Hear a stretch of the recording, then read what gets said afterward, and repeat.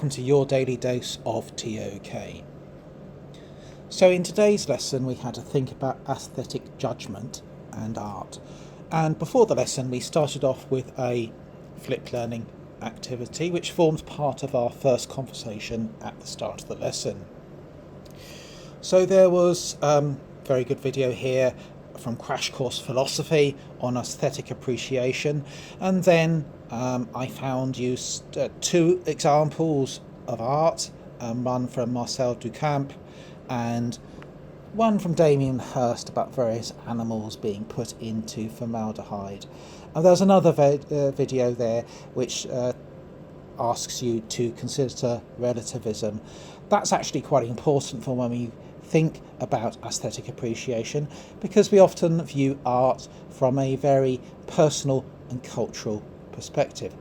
That's why it's sometimes hard to appreciate or understand art from different cultures, and we'll be digging down in a little bit in the lesson when we think about indigenous art.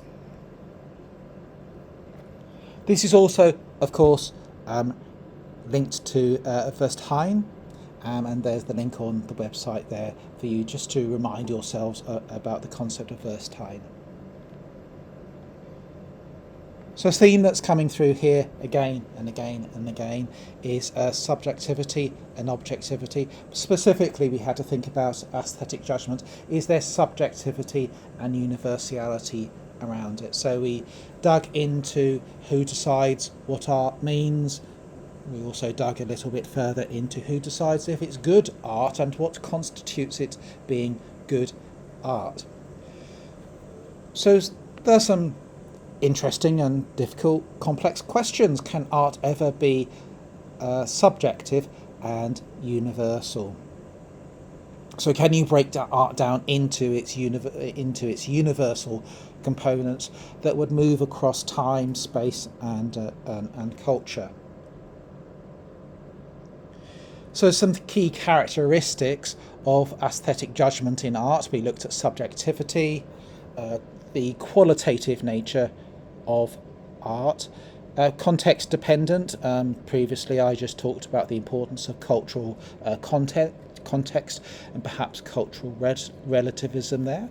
It's very difficult to fully appreciate or understand sometimes art that is from outside our own culture.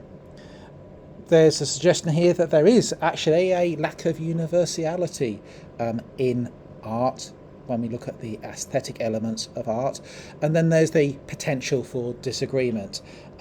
Later on we're going to have a think about Cantonese opera.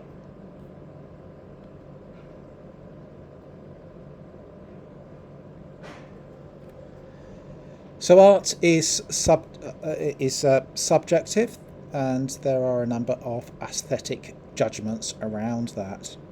What one person finds beautiful, moving, or artistically compelling may be viewed very differently from another person.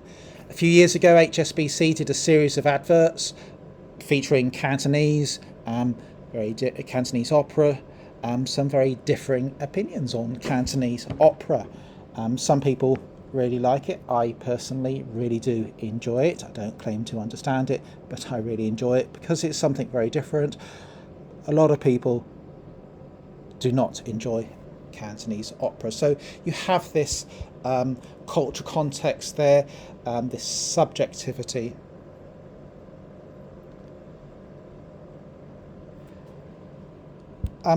We talked about Kant, and is there a universality of aesthetic judgments? Is it something that can actually be broken down? Maybe it's something that we can actually later on detect with the use of technology and imaging of the brain when somebody sees that there is something beautiful. There's been suggestions in the class that what constitutes beauty is natural beauty, the beauty of your natural landscape, the beauty of a flower, the beauty of a plant, the beauty of your cat or dog that is sitting in your living room. Maybe that is the universality of the aesthetic, those natural features of our landscape and of our environment.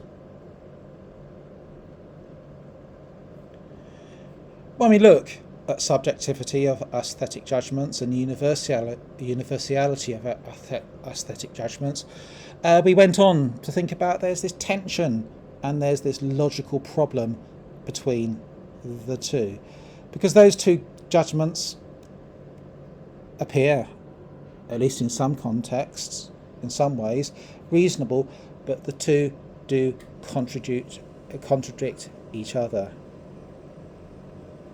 Is aesthetic judgment, if aesthetic judgments are truly subjective, then the notion of universality becomes problematic.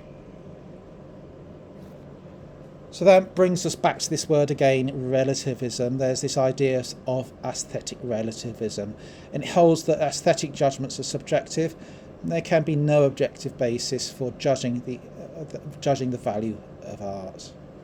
By the way, most of this content is AI generated. That's why it sounds a little bit strange. Perhaps we together can reword this to make it sound more like a human being. So as always, with your argument and counter-argument, we're talking about the generation of knowledge, not the artwork itself. So the resolution really lies in artistic judgment. It exists on a spectrum. There are elements of subjectivity, there are elements of universality, there are elements of objectivity, and art lies somewhere on that spectrum, and you can slide up and down that spectrum.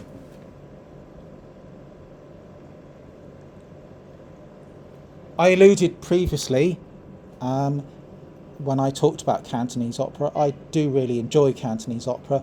I do not understand it as somebody that has not grown up with it. So there's this argument that I cannot truly appreciate Cantonese opera if I do not understand it. So there's the argument that the non-appreciation, those people that don't appreciate it, they don't appreciate it because they don't understand its complexities, its nuance, where it's coming from, the messages, the cultural signals that it is given out.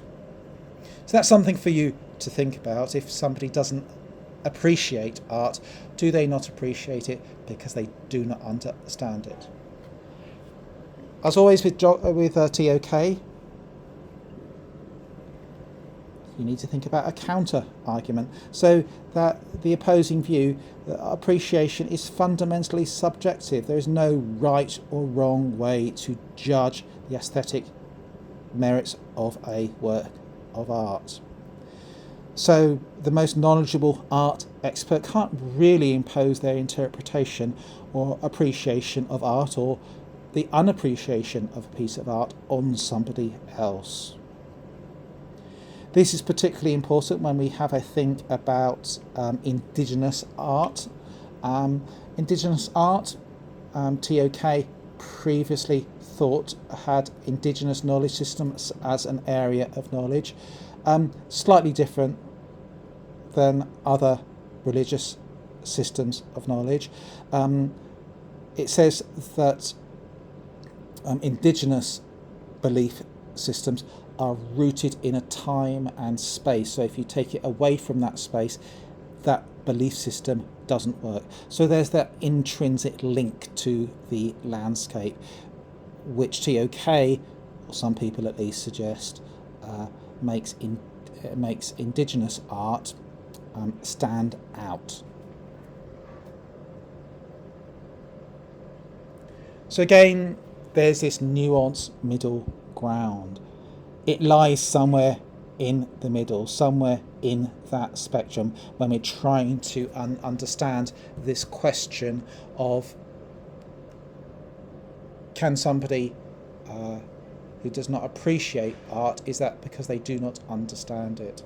So again, this idea of this middle ground, this spectrum, these shades of grey, it depends on the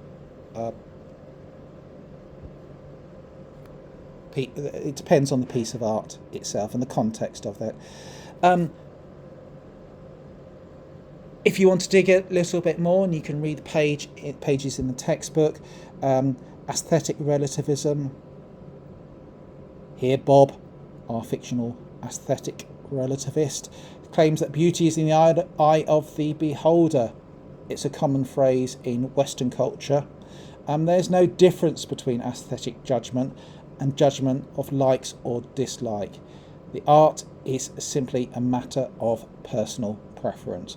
So we thought about Bob's core beliefs as an aesthetic relativist. Beauty is in the eye of the beholder. There is no difference between aesthetic judgment and judgment of like or dislike. Art is simply a matter of personal preference. Again, we start to see this interaction between subjectivity and objectivity. It's a really interesting question. I go back to those flip activities, particularly those people that looked at the pieces of art.